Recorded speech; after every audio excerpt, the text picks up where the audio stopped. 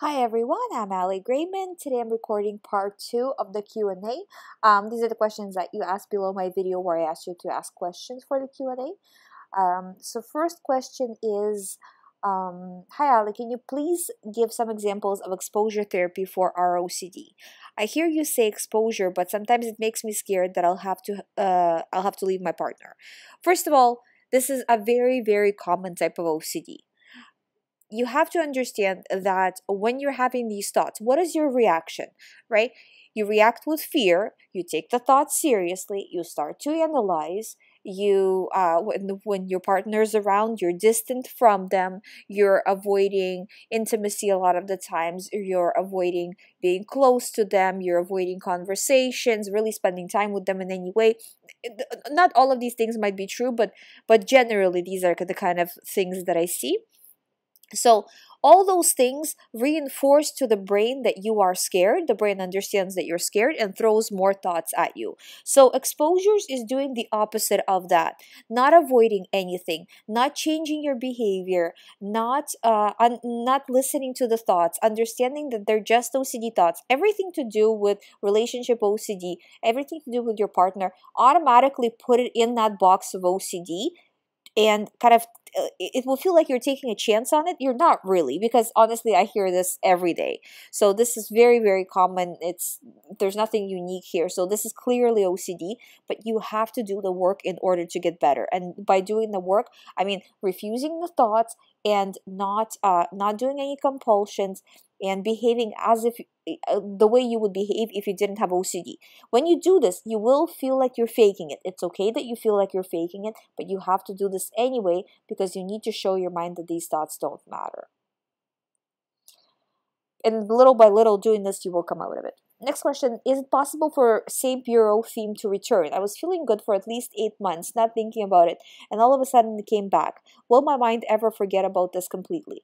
So,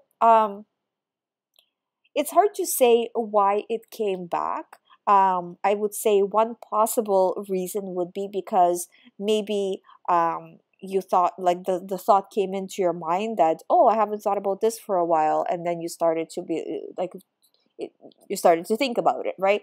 Or maybe it was some sort of some situation that reminded you of it, or something similar. It's hard to know from you what happened, but you let it in by taking it seriously, by paying attention to it. So stop paying attention to it now. Everything to do with this theme is OCD.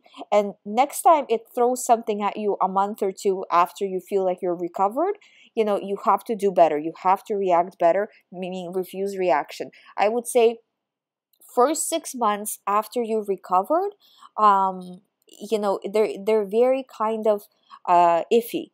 That you have to make sure you're doing the right thing because your brain is just freshly recovered. So just under the surface, this thought is kind of lurking, so you have to be very focused. No, you have to do the right thing no matter what. If this thought comes in all of a sudden, or if there's situations that can possibly trigger the thought, you have to make sure that you are reacting correctly and you're not letting these thoughts get you.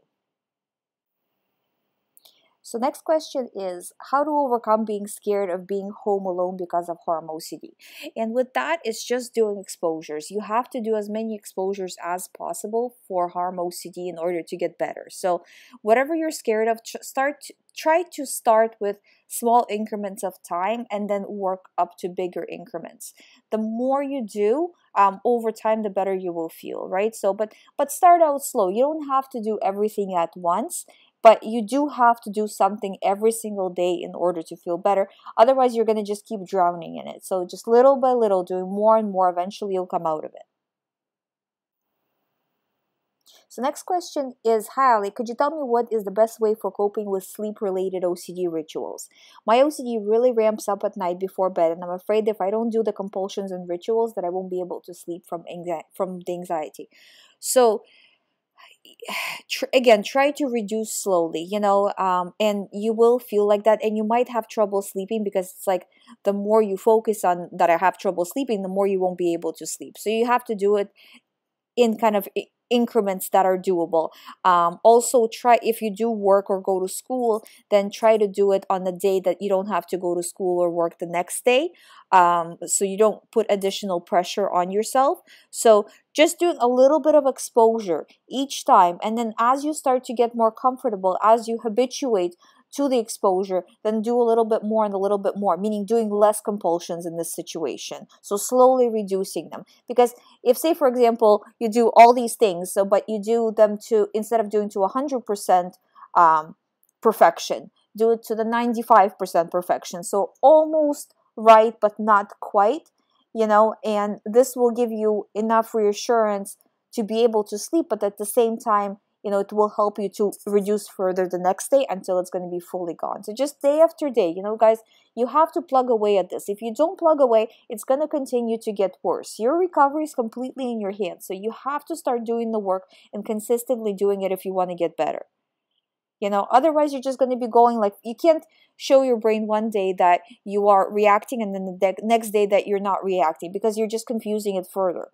And again, mistakes do happen, but most of the time you have to be going forward in your recovery. So most of your signals that you're sending to the brain of how it should react to these thoughts, should it send it to you, should it not, should it give you fear with it, you have to give the correct signal, meaning that this is irrelevant. I'm acting like this is irrelevant in every single way.